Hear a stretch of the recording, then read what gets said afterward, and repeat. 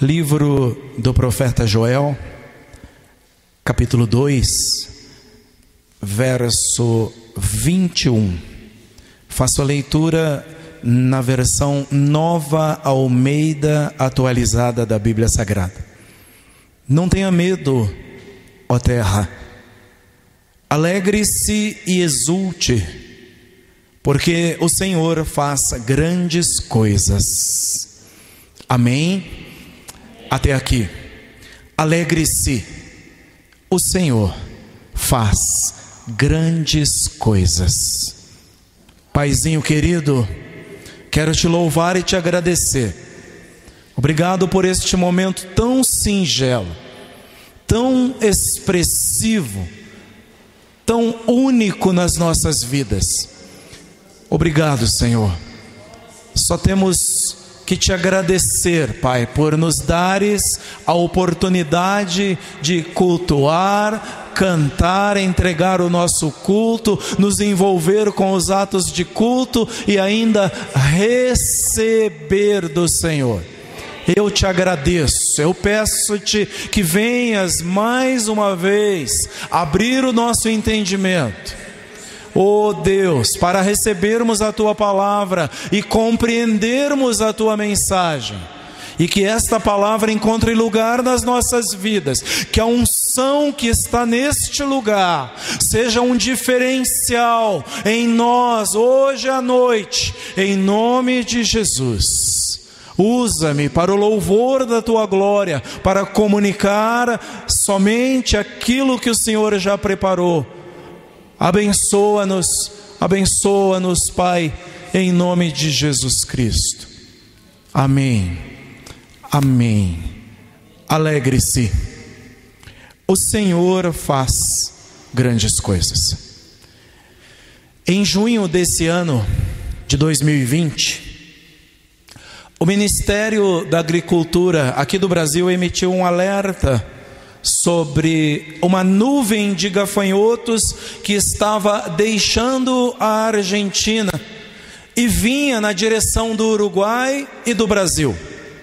Agora, em junho, eles haviam passado pelo Paraguai, onde destruíram lavouras de milho. A Argentina, e isso é notícia do dia de hoje, lida atualmente com 8 nuvens ativas de gafanhotos. Uma nuvem é uma quantidade e que estima-se chegue a 40 milhões de gafanhotos por quilômetro quadrado. É uma nuvem. Passada essa, vem outra. E passada outra, vem uma terceira, e assim sucessivamente, até que acaba tudo que tem pela frente. A Argentina, hoje, está lidando com 8 nuvens ativas de gafanhotos. Hoje, 23 de agosto, eles ainda não chegaram ao Brasil, graças ao frio, tanto na Argentina quanto no Brasil. Os gafanhotos adormecem quando está muito frio, em baixas temperaturas. E é no calor que eles se reproduzem e alçam voo e voam. Eles consomem em um dia, preste muita atenção, em um dia eles consomem o suprimento alimentar de 2.000 vacas, ou ainda vegetação suficiente que daria para alimentar 350 mil pessoas em um dia. E a notícia é que já está se lidando com isso desde o final de maio. É uma praga difícil de controlar. Ela pode viajar em um dia 150 quilômetros. Portanto, assim como está aqui, daqui a pouco está além de São Paulo. Difícil, porque o intervalo que eles permanecem é muito curto. Só à noite que eles param e pousam. E durante o dia andam, voam, e enquanto vão destruindo tudo que vem pela frente. Uma nuvem de gafanhotos pode devastar toda a vegetação de uma lavoura ou de um campo de maneira rápida e completa. É quase impossível detê-la. E a palavra de Deus nos apresenta um texto que tem algo disso aqui. Em Israel, os sacerdotes eram incumbidos de ensinar o povo. E os profetas chamavam o povo de volta para o Senhor quando o povo se desviava, quando se afastavam da lei de Deus. O profeta era a voz de exortação, era a voz de chamado, de alerta, de aviso: voltem para Deus. Essa era uma das incumbências do profeta.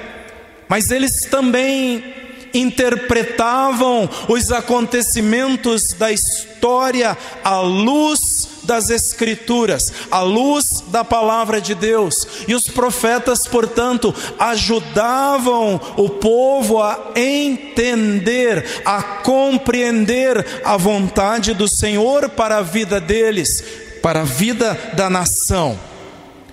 Os profetas, portanto, eram proclamadores e também pré-nunciadores. Pré-anunciavam o que Deus estava para fazer, muitas vezes interpretando fatos, eventos, acontecimentos na história. Um profeta, portanto, estava e está, porque o ofício, cremos assim, não somos cessacionistas, cremos que o ofício profético continua, embora raro, embora usurpado ultimamente, mas ele continua com homens e mulheres tementes a Deus. O profeta, portanto, está sempre fazendo uma leitura do seu tempo, uma leitura das gentes à sua volta, uma leitura do mundo para saber o que é que o Senhor está falando, o que é que o Senhor deseja falar. A mensagem de Joel, portanto, foi a interpretação de uma calamidade nacional, uma praga de gafanhotos e uma grande seca. E a ênfase da profecia é o reino glorioso de Deus. Conhecemos o livro de Joel por causa da pregação do apóstolo Pedro, normalmente em primeira mão. Conhecemos o livro de Joel porque um dos textos, um dos trechos que está nele, fala sobre o derramar do Espírito Santo através da boca do profeta Joel, que o apóstolo Pedro utilizou no dia do Pentecoste para embasar, já que diziam que os discípulos estavam embriagados. Então Pedro faz uma defesa, prega um sermão maravilhoso, faz apologia, coloca o nome de Jesus exaltado sobre tudo e sobre todos, de modo que o Espírito Santo que estava caindo sobre eles com poder moveu o coração de mais de 3.000 almas. Que maravilhoso é isso. Joel traduz o que Deus estava dizendo para a nação através dessa praga. Nós vamos dar uma passada no seu pequeno, porém importante livro. São só 3 capítulos, mas tem assunto para mestrado, tem assunto para doutorado, tem assunto para uma vida, e ainda vai ser pouco, porque profundamente Deus falou através deste homem, através deste profeta. Há aqui em primeiro uma calamidade à vista. Joel enxerga uma calamidade pela frente. Ele enxerga algo extraordinário. O versículo 2 diz assim, prestem atenção, velhos, e escutem todos os moradores da terra. Aconteceu algo assim no tempo de vocês ou nos dias dos seus pais? E ele vai continuar falando. Alguns trechos vou ler e outros eu vou citá-los, referenciá-los. Ele continua dizendo: contem isso de geração em geração. O que Joel vê, o que Joel percebe na praga dos gafanhotos, ele percebe, entende que uma grande seca devastaria Judá, e também é o prenúncio de que inimigos poderosos, um inimigo poderoso viria atacar a nação. No verso 4 ele fala sobre o que ele vê e diz assim: olha, o que o gafanhoto cortador deixou, o gafanhoto migrador comeu. Eu estou lendo Joel, capítulo 1 e o verso 4. O que o migrador deixou, o gafanhoto devorador comeu. O que o devorador deixou, o gafanhoto destruidor comeu. Joel identifica o gafanhoto migrador, o gafanhoto devorador e o gafanhoto destruidor. Parecem ser 4 estágios, começando com o cortador, 4 estágios da vida dos insetos, ou ainda podem ser espécies diferentes, vindo em nuvens sucessivas, invadindo a nação, invadindo a terra. Eu lia nos textos referenciados, nas fontes referenciadas, sobre as 8 nuvens que assolam os nossos vizinhos da Argentina, e eles dizem que a cada nuvem detectam-se espécies, algumas que chegam a ser 3 vezes maior em tamanho os insetos do que a anterior que passou. Portanto, podem ser sim espécies diferentes de insetos: o cortador, o migrador, o destruidor, como tem algumas versões aí, o devorador. Um passava, em seguida passava um próximo e destruía o que o primeiro deixou. Passava novamente um outro e destruía o que o segundo deixou. E assim sucessivamente, pelo que se lê, 4 nuvens de gafanhotos assolaram Israel. Portanto, ele vê aí uma calamidade. A segunda coisa, então, Joel toma uma posição. Ele faz uma convocação para o lamento. Diante da crise, o profeta conclama. Conclamar não é convidar, não é chamar gentilmente, mas é chamar com grande brado: venham, lamentem. Ele conclama todos a se lamentarem. Vamos nos lamentar pelo que aconteceu.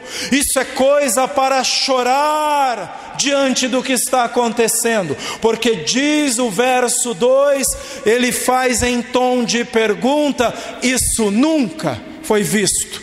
Ele pergunta aos anciãos: alguém já viu algo assim? Alguém já presenciou algo desta forma?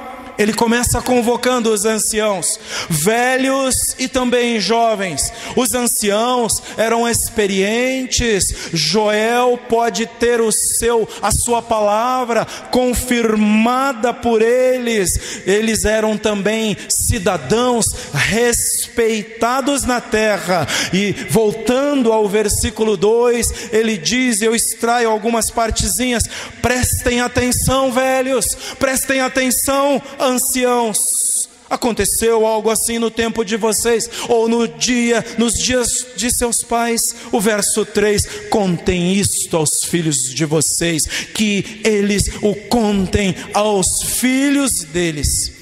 Ele também conclama os bêbados, aqueles cujo prazer pecaminoso era a fuga da realidade, a fuga dos problemas. Ele convoca os ébrios, os indiferentes aos outros, que eram irresponsáveis até com o próprio corpo. Estes, os bêbados, não teriam mais vinho, porque a videira secou. No verso 5 ele diz: acordem Chorem, beberrões, e chorem.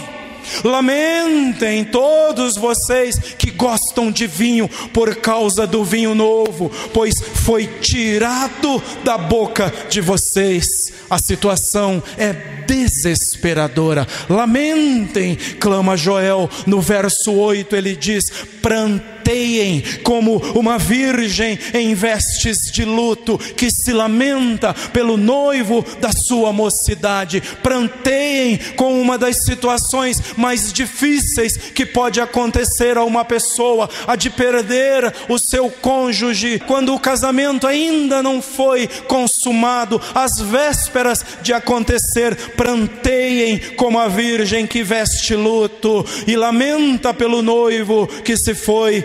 Ele chama os sacerdotes para o compromisso. Ele diz aos sacerdotes: lamentem, sacerdotes, como oferecer agora um culto que agrada a Deus. O culto estava prejudicado. Como dar o melhor a Deus? Como oferecer um culto agradável a Deus, que suba como fumaça e incenso até o trono do Todo-Poderoso? Como fazer isso? Por isso ele chama os sacerdotes, e no verso 9 ele diz: as ofertas de cereal e as ofertas derramadas foram eliminadas do templo do Senhor. Os sacerdotes que ministram diante do Senhor estão de luto.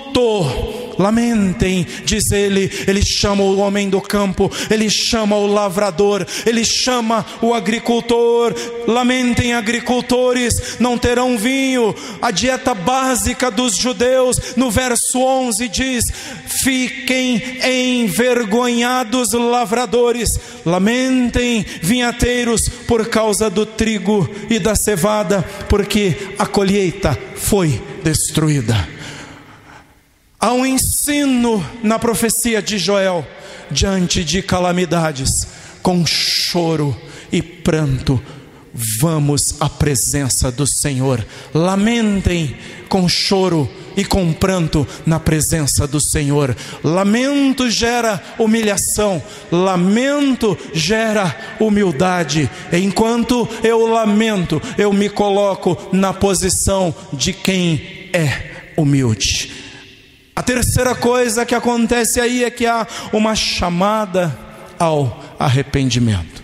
Parece, eu tenho indicadores aqui, que o arrependimento não chega sem lamento, que o arrependimento não chega sem choro. Ou alguém aqui acredita no arrependimento que não gera lágrimas, no arrependimento que não gera, no mínimo, lágrimas de dor e de pesar, ainda que elas sejam no íntimo, ainda que elas sejam nas entranhas? Há uma chamada para o arrependimento. Todos são convocados, todos. O povo deve humilhar-se e orar.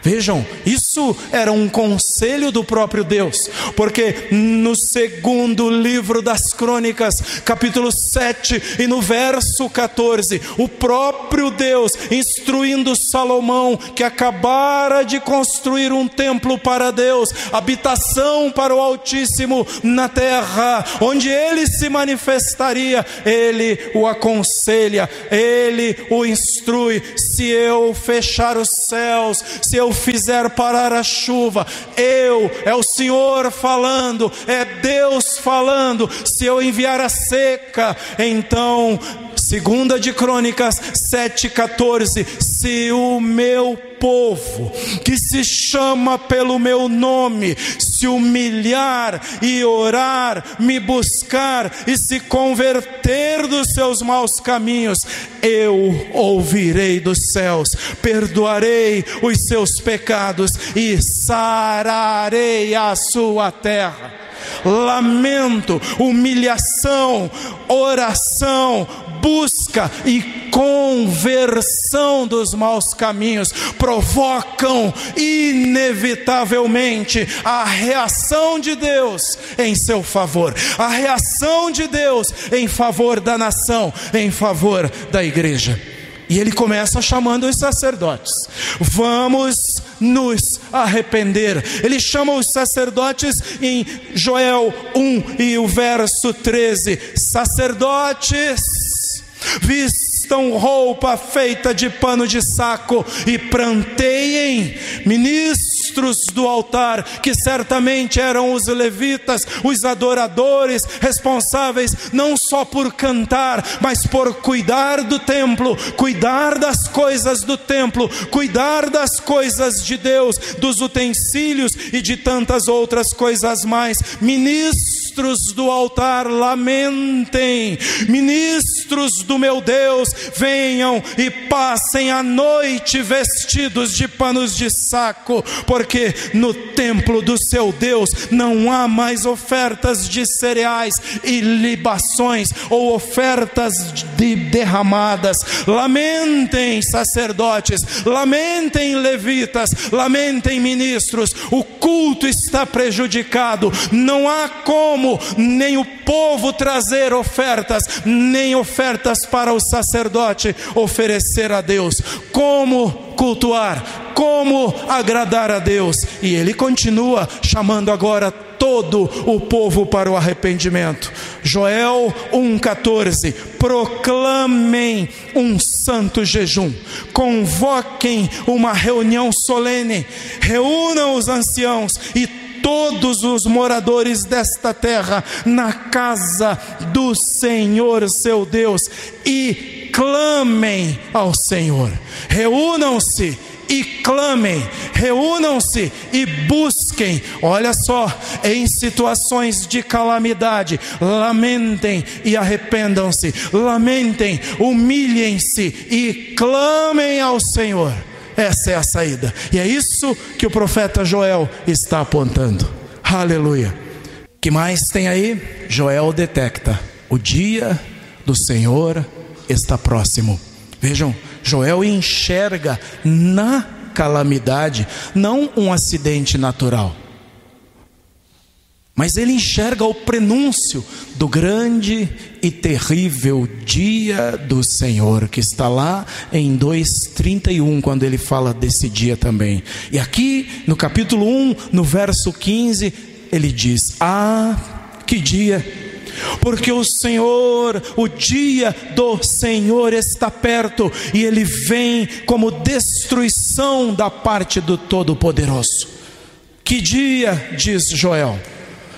Esse dia está perto, e ele vem como destruição da parte do Todo-Poderoso. Joel faz eco, Joel alinha as suas palavras às palavras do profeta Isaías. Isaías capítulo 13 e o verso 6 fala a respeito desse dia: lamentem, pois o dia do Senhor está perto, ele vem como destruição da parte do Todo-Poderoso. O povo assistia, portanto, naquela nuvem, naquelas nuvens de gafanhotos, uma prévia do dia do Senhor. É isso que o profeta lê, é isso que o profeta entende. Tem a mão de Deus nessa história, tem a mão de Deus trabalhando nessa história. Joel lhes explicou, e ele se refere aos gafanhotos como um grande exército, exército do Senhor. Joel liga, faz a ligação, e isto também significa inimigos que virão para atacar Israel. Inimigos como os assírios, inimigos como os babilônicos. O dia do Senhor se aproxima. Ah, que dia, continua o profeta Joel. O alimento foi destruído. Está aí nos próximos versos, os quais eu estou apenas citando. A alegria se foi, o regozijo se foi, desapareceram do templo do nosso Deus a alegria e o regozijo, a alegria e a celebração. Ah, que dia! As sementes secaram, os celeiros foram derrubados, o gado geme inquieto, porque não há pasto. Sem pasto sofrem também as ovelhas, o rebanho das ovelhas. Ele coloca uma série de coisas que neste dia passam a representar um grande problema. Mas o profeta no verso 19 ora e intercede pela nação. É papel do profeta exortar, é papel do profeta avisar, mas é papel do profeta também interceder, colocar-se no lugar da nação, no lugar da igreja e orar pelo seu povo. Verso 19: a ti, ó Senhor, clamo, porque o fogo devorou as pastagens e as chamas consumiram todas as árvores do campo. Também todos os animais selvagens suspiram por ti, porque os rios secaram e o fogo devorou as pastagens. Sabem, irmãos, o que nos lembram as calamidades? As calamidades nos lembram o quanto dependemos de Deus. As pandemias nos lembram o quanto somos frágeis e o quanto dependemos do Senhor. Animais e natureza, seres humanos, animais e naturezas, todos dependemos do Senhor. Nesses tempos assim, concluo eu, que as necessidades se tornaram um luxo. Pense na corrida que foi o pessoal procurando álcool gel. É nas calamidades que as necessidades tornam-se luxo, e o luxo torna-se um peso, e o luxo torna-se um fardo. Porque de que adianta ter um carro de luxo se estávamos quarentenados? De que adianta ter e possuir grandes posses se eu ao menos não podia me deslocar para ver como estavam as coisas? Nas calamidades nós acordamos para a realidade e pensamos nas palavras do salmista: somos pó, mas ainda bem que o Senhor se lembra de que nós somos pó. É na calamidade que nós olhamos para as necessidades uns dos outros. Não foram necessários milhares de soldados. Bastaram pequenos insetos, nuvens dos pequenos insetos, para humilhar a nação inteira. Não precisou de grande coisa. Deus pode sim usar um vírus, uma bactéria, seres minúsculos que nem vemos a olho nu, para humilhar a terra toda. Não foi isso que vimos nos nossos dias, não é isso que estamos vendo nos nossos dias. Por quê? Sabem? Porque Ele é Senhor dos exércitos, como diz esse texto. Ele é o Senhor das hostes celestiais. Ele é o Todo-Poderoso e ninguém pode deter a sua mão poderosa. Chegou a hora, capítulo 2, verso 1, chegou a hora, diz o profeta: toquem a trombeta em Sião e deem o alarme no meu santo monte, que todos os moradores da terra tremam, porque o dia do Senhor está chegando, já está próximo. O dia do Senhor se aproxima. A visão do profeta usa a partir daqui uma linguagem de guerra para mostrar e falar sobre a ação dos gafanhotos e a destruição que eles fazem. Ele assemelha ao que acontecerá no dia do Senhor, no dia do acerto de contas, no dia do juízo, como costumamos ouvir e dizer. É dia de trevas, fala Joel, é dia de escuridão como nunca houve e não haverá nada igual depois dele. À frente dele, agora ele pensa como se fosse um grande exército, vai fogo devorador. Nada lhe escapa. A sua aparência é como a de cavalos e cavaleiros.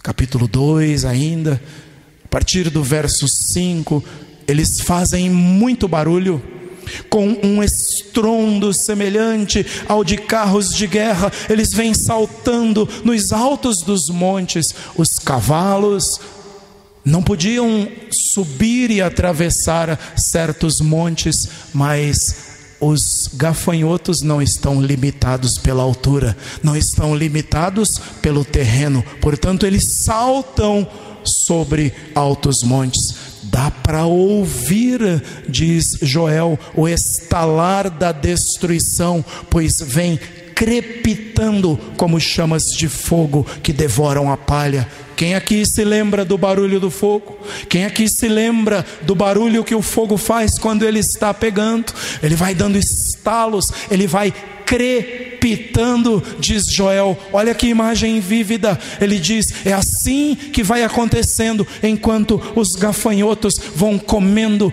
roendo, destruindo tudo e cortando tudo pelo seu caminho. Que coisa terrível. Ele diz mais, eles invadem a cidade, não tem muralhas que os suportem, eles sobem pelas paredes das casas, entram pelas janelas como ladrões. Vejam, casas com janelas básicas, rústicas, sem vidro, de sapê, cobertas com capim, não eram páreo para os gafanhotos. Eles adentravam nas casas facilmente, mas aqui Joel entende, é Deus alertando. É assim que o Senhor vai fazer naquele dia, e Ele dá uma demonstração do poder de Deus. Em 2:11, o Senhor levanta a voz diante do seu exército, porque o seu arraial é enorme, e quem executa as suas ordens é poderoso. Sim,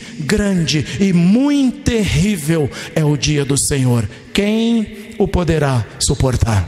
A saída está indicando Joel, é voltar-se para Deus. Sabem, os judeus criam que esse dia de juízo seria um dia de juízo para as nações, e para Israel seria de livramento e bênção. Mas Joel diz, não é isso, não é isso. Vejam, esse dia será de juízo também para a nação infiel, será de juízo também para o povo que leva o nome de Deus e que não guardou a aliança com o seu Deus. Ao afirmar isso, Joel também alinha-se com o profeta Isaías, que disse a mesma coisa. É juízo também para Israel, foi o que afirmou Isaías em Isaías 2, a partir do verso 10, afirmou também em Jeremias 4:6, Amós no capítulo 5, verso 18, e o profeta Sofonias em Sofonias 1, a partir do verso 7. Porém, tem uma notícia maravilhosa, porém há uma excelente notícia. Depois do juízo, que se segue de arrependimento, haverá restauração e bênção. Sabem por quê? Porque o Senhor é misericordioso. Isso é maravilhoso. Assim como os outros profetas, Joel tem a missão de chamar o povo de volta à adoração a Deus. O mesmo Deus que executa juízo também é um Deus misericordioso. Nunca nos esqueçamos disso. E Joel lembra e diz o que eles precisam fazer. Ainda assim, agora mesmo, diz o Senhor, convertam-se a mim de todo o coração, com jejuns, com choro e com pranto. Joel capítulo 2 e o verso 12. Sejam verdadeiros, Joel está dizendo. Honrem a Deus com os lábios, mas também com o coração. Não façam conforme denunciou Isaías, e depois Jesus usou as palavras do profeta Isaías em Mateus 15, 8 e 9. Os teus lábios precisam dizer aquilo que está no seu coração. Sejam verdadeiros, não fiquem apenas no cerimonial religioso. O sacrifício agradável a Deus, conta-nos o salmista, é o coração quebrantado, é o espírito espírito quebrantado. E ele diz que Deus não despreza um coração quebrantado e um espírito contrito. Salmo 51 e o verso 17. Portanto, Joel convoca o povo em 2:13: rasguem o coração e não as suas roupas. Não façam apenas o ato de humildade, não apenas coloquem roupa de saco, mas revistam o seu ser de humildade. Rasguem o coração e não as roupas. Convertam-se ao Senhor, seu Deus, porque Ele é bondoso e compassivo, tardio em irar-se e grande em misericórdia, e muda de ideia quanto ao mal que havia anunciado. Que Deus é esse? Que Deus maravilhoso é esse? Um Deus que é tardio em se irar, que é longânimo para irar-se, e ainda mais que a sua ira não fica para sempre. Se Ele estiver irado, você pode orar: Senhor, não retenha a tua ira, não retenha a tua ira para sempre. E mais, um Deus que pode mudar de ideia, que muda a sina daquilo que Ele mesmo anunciou. Que Deus é esse? Joel diz: voltem para esse Deus, voltem-se para esse Deus. E nessa noite o Senhor está dizendo: voltem para mim, voltem para o Senhor, voltem-se para mim, diz o Senhor. O profeta Miqueias fala sobre esse Deus, Miqueias capítulo 7 e o verso 18: quem é semelhante a ti, ó Deus, que perdoas a iniquidade e te esqueces da transgressão do remanescente da tua herança? O Senhor não retém a sua ira para sempre, porque tem prazer na misericórdia. Escutem, próxima vez que você ouvir alguém dizer que Deus tem prazer em prejudicar, em até disciplinar, aplicar castigo, lembrem das palavras do profeta Miqueias, lembrem das palavras dos seus profetas. Em Miqueias 7:18 termina dizendo: este Deus tem prazer na misericórdia.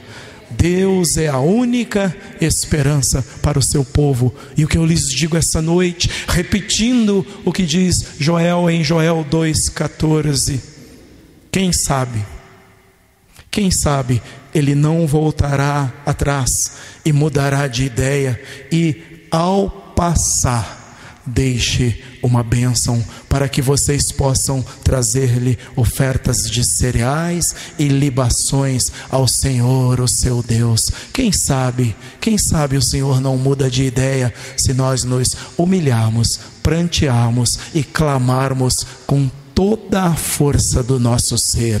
Quem sabe? O profeta chama a todos para congregarem.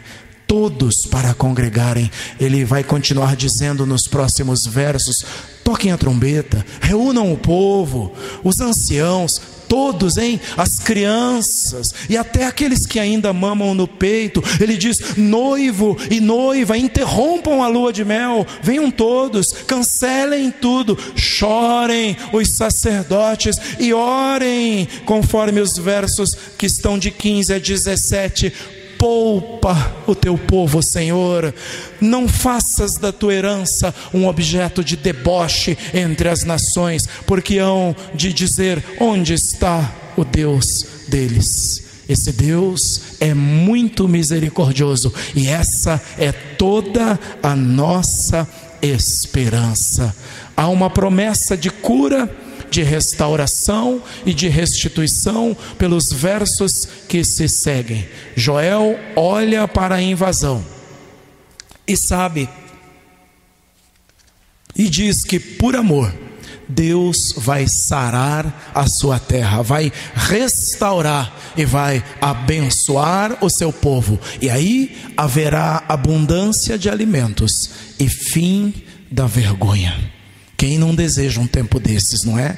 O verso 18 diz: então o Senhor teve grande amor pela terra e se compadeceu do seu povo. Eis que lhes envio o cereal, o vinho e o azeite, e vocês ficarão satisfeitos. Nunca mais farei de vocês motivo de zombaria entre as nações. Deus vai afastar os invasores. Diz o texto aí pelo verso 20, que Ele vai soprar a nuvem que está à frente para um lado, a retaguarda soprará para o outro lado. Ele vai livrar o seu povo dos invasores. E Ele continua dizendo no verso 21, que é o texto que nós abrimos: não tenham medo, não tenha medo, ó terra, alegre-se e exulte, porque o Senhor faz grandes coisas. O mesmo Deus que proclamou o juízo é o Deus que faz grandes coisas. Alegre o seu coração. As chuvas voltarão, os agricultores voltarão a plantar e vão colher em abundância. Haverão safras abundantes e a colheita vai ser recompensadora, porque é só assim que Deus sabe fazer. Jesus multiplica pães e sobram 12 cestos. É só assim que Ele sabe fazer. Jesus transforma água em vinho, e o mestre da festa da cerimônia diz: é incrível isso, este vinho, o último, aquele que ele não sabia fora água, é melhor do que o primeiro. E ele elogia o noivo, porque Deus sabe fazer só assim. Ele só sabe fazer o melhor. E por isso eu pego o gancho nas palavras do apóstolo Paulo, que diz que o nosso Deus é poderoso para fazer infinitamente mais do que aquilo que nós pedimos ou pensamos. Portanto, Joel diz ao povo no verso 25 do capítulo 2: restituirei os anos que foram consumidos pelos gafanhotos, o migrador, o devorador e o destruidor, o meu grande exército que eu enviei contra vocês. Daí a prova: foi o próprio Deus quem enviou os gafanhotos. Deus fará isso. Por que Deus faria isso com um povo infiel? Para que eles louvem o seu nome e compreendam: só o Senhor é Deus. É o verso 27. Então vocês saberão que eu estou no meio de Israel. Eu sou o Senhor e não há nenhum outro. Nunca mais o meu povo será humilhado. Aleluia. E aí, por último, em meio a tudo isso, Deus vai fechar com chave de ouro. Lembram-se? Ele faz infinitamente mais do que aquilo que pedimos ou pensamos. Há uma promessa maravilhosa de um derramar do Espírito de Deus. Além de restituir bênçãos, restituir a dignidade do povo, haverá um derramar especial do Espírito de Deus sobre todos. Um verdadeiro avivamento acontecerá nos últimos dias. Esses últimos dias nós precisamos ir para casa hoje entendendo um pouco melhor do que se trata. Para Israel, para o povo de Israel, o povo de Deus, estes últimos dias começaram com o ministério de Jesus aqui na terra e vão se encerrar no dia do Senhor, no julgamento das nações, no final da grande tribulação, ao que o profeta Jeremias chamou de um tempo de angústia para Jacó. E esse tempo vai terminar com a volta do Senhor Jesus Cristo à terra, para livrar Israel das mãos do inimigo e de Satanás e estabelecer o seu reino. A profecia diz que no dia do Senhor, por estes dias, vai haver um grande derramamento do Espírito Santo. No Antigo Testamento nós vimos o Espírito sendo derramado, mas ele foi ocasional. O Espírito do Senhor foi derramado sobre homens como Moisés e os profetas que profetizaram em nome do Senhor, mais aqueles 70 que também profetizavam com Moisés, além de Miriam e Arão. Nós vimos no Antigo Testamento o Espírito de Deus agindo através dos juízes, homens que eram tomados pelo Espírito de Deus e executavam coisas maravilhosas. Nós vimos o Espírito de Deus trabalhando em Davi e trabalhando em tantos outros, mas a profecia nunca falha. A profecia de Joel diz que o Espírito virá sobre toda a carne, sobre toda a humanidade, mas também diz que haverá salvação para todo o que invocar o nome do Senhor. Portanto, para Israel isso ainda vai acontecer. E quanto à igreja? E quanto a nós? Esses últimos dias são dias terríveis, sim, tempos de perigo, com a oposição do reino satânico, com apostasia dentro da igreja. Dias difíceis serão estes últimos dias da igreja. O Senhor vai enviar, sim, uma grande manifestação do seu Santo Espírito, e muitos pecadores se voltarão antes do terrível dia do Senhor. A igreja precisa desse derramar do Espírito Santo de Deus. Ainda não aconteceu conforme profetizou Joel. Toda a carne vai ser contemplada. Todos vão receber desse Espírito de Deus. Sabem, a igreja precisa do Espírito de Deus, porque com o poder do Espírito ela testemunha. Amém? Com o poder do Espírito, disse Jesus, nós compreenderemos as Escrituras, porque Ele é o Espírito da verdade. Com o Espírito Santo nós vamos glorificar a Cristo, porque Jesus disse em João 16, Ele me glorificará. Se Ele glorifica ao Senhor Jesus, nós também precisamos deste Espírito para nos empoderar para glorificar. Nós precisamos desse Espírito, diz o apóstolo Paulo, porque não sabemos nem orar direito. Romanos capítulo 8 verso 26 diz que é o Espírito que ora por nós com gemidos inexprimíveis. E Deus conhece as coisas do Espírito, então Deus atende estas orações, e é o Espírito Santo. Sabem por que a igreja precisa? Porque é o Espírito Santo que vai desenvolver o nosso caráter para nos parecermos com Cristo todos os dias, até chegarmos à estatura perfeita. A igreja precisa desse derramar.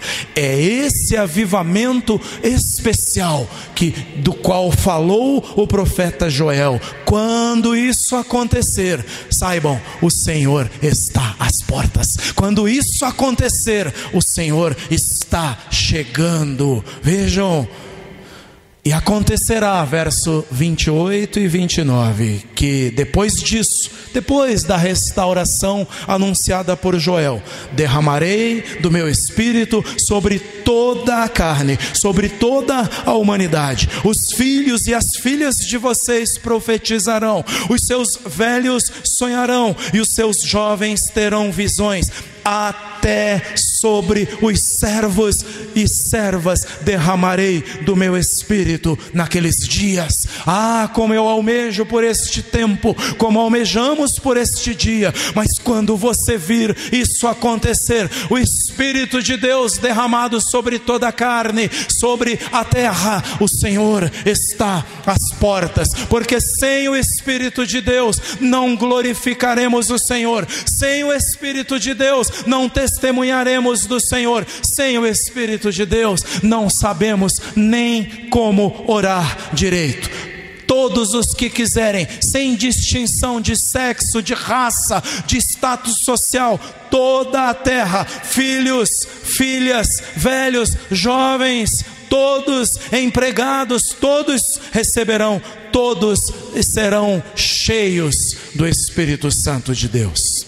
O juízo divino virá, ele é inevitável. No versículo 32 do capítulo 2: e acontecerá que todo aquele que invocar o nome do Senhor será salvo. Aleluia! Você e eu temos esta bênção da salvação e esta certeza, porque um dia cremos, abraçamos o Senhor, recebemos o Senhor Jesus e aguardamos ansiosamente por esse dia. Mas esse dia também será um refúgio para aqueles que precisarem escapar do grande e terrível dia do Senhor. Todo o que invocar o nome do Senhor será salvo. E no fim, o Senhor vai reunir todos os povos e vai julgar as nações. Está aí no capítulo 13. O Senhor, diz a palavra, rugirá de Sião.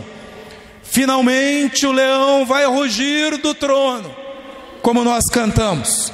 Finalmente escutar-se-á o seu rugido, os céus e a terra tremerão, diz Joel em 3,16. Mas o Senhor será um refúgio para o seu povo. Assim, verso 17 do capítulo 3: vocês saberão que eu sou o Senhor, o Deus de vocês, e que habito em Sião, o meu santo monte. Aleluia! Assim vocês saberão. E aqui nós concluímos.